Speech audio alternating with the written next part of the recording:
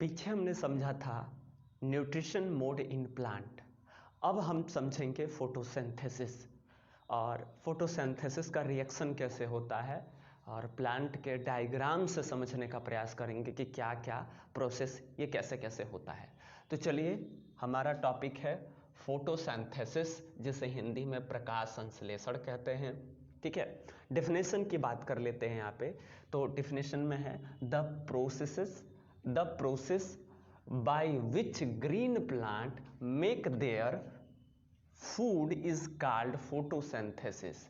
यानी कि जो प्लांट किसी प्रोसेस से अपना फूड बनाता है और फूड बनाने के इसी प्रोसेस को हम क्या कहते हैं, फोटोसिंथेसिस।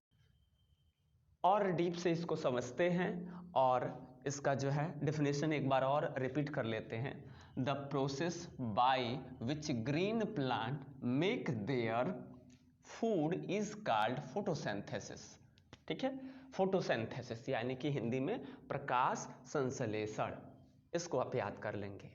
अब फोटोसिंथेसिस को देखें तो ये दो वर्ड से मिलकर के बना है, फोटो और प्लस सिंथेसिस। आइए देख लेते हैं क्या है इसमें, फोटो और सिंथेसिस। तो फोटो मीन्स होता है लाइट यानी कि प्रकाश, और सिंथेसिस मीन्स होता है बिल्डिंग अप यानी कि इनकी लाइट की सहायता से भोजन को बनाना। तो photo plus synthesis equal to photosynthesis. और फोटो मीन्स होता है लाइट और सिंथेसिस मीन्स होता है बिल्डिंग अप। इस बात का ध्यान रखेंगे। चलिए अब बात कर लेते हैं इसके केमिकल रिएक्शन की कि जो प्रकाश संश्लेषण होता है उसका केमिकल रिएक्शन कैसे होता है। तो इसको देख लेते हैं रासायनिक समीकरण को। कार्बन डाइऑक्साइड जो मानव के लिए बहुत ही घातक गैस एक तरह से कह सकते हैं, क्योंकि कार्बन डाइऑक्साइड गैस का अगर स्तर बढ़ रहा है या बढ़ेगा तो हमारे इकोसिस्टम पे एक इफेक्ट पड़ेगा। किसी भी गैस का ऑलमोस्ट अगर ऑक्सीजन बढ़ जाए या भी कोई भी गैस बढ़ जाता है तो उसका परिणाम देखने को मिलता है।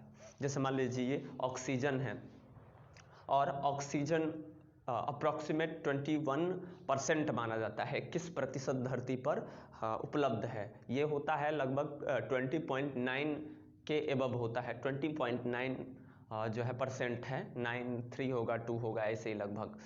तो इसको अप्रॉक्सीमेट टोटल हम मानते हैं 21%।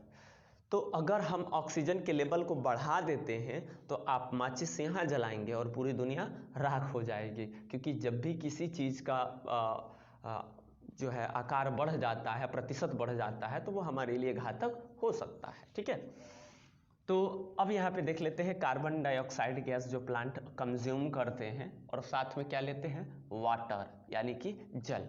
और इनके पास दो रिक्वायरमेंट होनी चाहिए। एक रिक्वायरमेंट होती है, एक जो है सनलाइट की रिक्वायरमेंट होती है और एक होती है क्लोरोफिल की। तो क्लोरोफिल तो इनको मिल जाता है, प्लांट के लीफ में ऑलरेडी रहता है। तो जो भी प्लांट का लीफ ग्रीन दिखता है उसमें क्या होता है, क्लोरोफिल होता है। और सनलाइट तो सूरज से मिल जाएगा।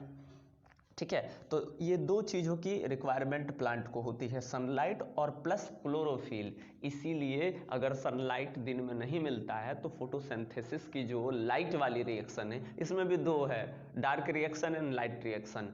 तो इसको हम बाद में पढ़ेंगे कि क्या कैसे होता है अपर क्लासेस में, पहले इसको देख लेते हैं। तो रात में सूरज नहीं होता है, इसीलिए लाइट वाला जो प्रोसेस है वो नहीं होता है फोटोसिंथेसिस का। तो वो रात में कौन सा फोटोसिंथेसिस होता है, तो रात में डार्क रिएक्शन होता है, उसके बारे में आगे चर्चा करेंगे। तो अब प्रोड्यूस क्या करता है, तो प्रोड्यूस करेगा ग्लूकोज। ठीक है, ग्लूकोज प्रोड्यूस करेगा और साथ ही साथ ऑक्सीजन गैस रिलीज करेगा। ठीक है, जब भी प्लांट अपने लिए फूड बनाएगा तो ग्लूकोज रिलीज करेगा, ऑक्सीजन रिलीज करेगा। और जब एक्सेस वाटर हो जाएगा, पानी की अधिक मात्रा होगी, तो वाटर को भी क्या कर देता है, रिलीज कर देता है। तो कुल मिला के कार्बन डाइऑक्साइड प्लस वाटर और सनलाइट क्लोरोफिल की रिक्वायरमेंट होती है, इनके थ्रू बनता है ग्लूकोज और ऑक्सीजन और साथ में रिलीज होता है वाटर। ठीक है, तो ये हो गया।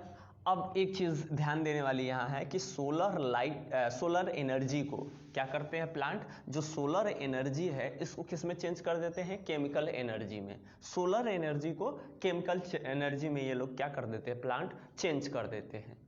अब थोड़ा सा यहाँ पे हम ध्यान से देख लेते हैं। ये हमारा प्लांट है और प्लांट के पार्ट्स को देख लेते हैं। तो पार्ट्स से स्टार्ट करते हैं। तो सबसे पहले क्या आ जाता है, हमारा रूट आ जाता है। और रूट के थ्रू क्या होता है, तो रूट के थ्रू वाटर ऑब्जर्वेशन और इसके साथ मिनरल्स भी जाते हैं। जल और खनिज लवण भी जड़ों के माध्यम से लिए जाते हैं। ठीक है, अब ये कैसे खनिज लवण जाते हैं, तो बताया गया है पहले ही कि जो है ये वाटर में सॉल्यूबल होते हैं, जल में घुलनशील होते हैं और घुल करके जड़ों के माध्यम से ऊपर चले जाते हैं। अब यहाँ पे अगर हम देख लें तो रूट से हमें क्या मिल गया, जो है वाटर और मिनरल्स मिल गया। ठीक है, न्यूट्रिएंट एंड मिनरल्स जो भी है प्लांट को मिल गया। तो रूट में ये हो गया आपका रूट वाला प्लांट पार्ट। और यहाँ पे देखिए ये सरफेस हो गया, सरफेस पे ये छोटे छोटे घास हैं। अब सरफेस के ऊपर जो आपको दिखाई दे रहा है इसे हम कहते हैं स्टेम, यानी कि तना। ठीक है, तनों में कुछ मात्रा में क्या होता है, क्लोरोफिल होता है। तो कुछ तने क्या करते हैं, हरे दिखाई देते हैं। तो कभी कभी पत्तियों से तो फोटोसिंथेसिस होता है, लेकिन प्लांट के कुछ पार्ट से भी हो जाता है। जब पत्तियों की ज़्यादा मतलब संख्या न हो, पत्तियां ज़्यादा न हो, तो उस दौरान प्लांट को ज़्यादा फूड प्रोड्यूस करना रहता है, तो वो तने से भी फोटोसिंथेसिस कई बार कर लेता है। ठीक है ना, रेयर केस में। ठीक है, हमेशा नहीं। बाद में जब पत्तियां ज़्यादा हो जाती हैं तो आप देखे होंगे कि जो उसके तने हैं वो भूरे कलर के हो जाते हैं। ठीक है, तो स्टेम हो गया। स्टेम के बाद से ये हमारा लिफ है, और लिफ पत्तियों में ही होता है क्या, क्लोरोफिल, ग्रीन पिगमेंट जिसे बोलते हैं। ठीक है, और इन्हीं पत्तियों पे पड़ती है लाइट, सन की लाइट पड़ती है। तो क्लोरोफिल ऑलरेडी इसमें था और सन का लाइट आ गया, दोनों रिक्वायरमेंट पूरा हो गया। और इसने क्या किया, कार्बन डाइऑक्साइड CO2 गैस का फॉर्मूला है, CO2 का फॉर्मूला है, यानी कि जो है कार्बन डाइऑक्साइड का फॉर्मूला है CO2। ठीक है, तो ये हमारे एटमॉस्फेयर से ऑब्जर्व कर लेता है। अब क्या होगा, इसके पहले भी जो है स्टोमेटा के बारे में थोड़ा बहुत बताया हमने कि ये प्रोसेस किसके थ्रू होता है, तो स्टोमेटा के थ्रू होता है। और आगे हम इसके बारे में, स्टोमेटा के फंक्शन के बारे में हम समझेंगे कि स्टोमेटा का जो है फंक्शन कैसे वर्क करता है। ठीक है,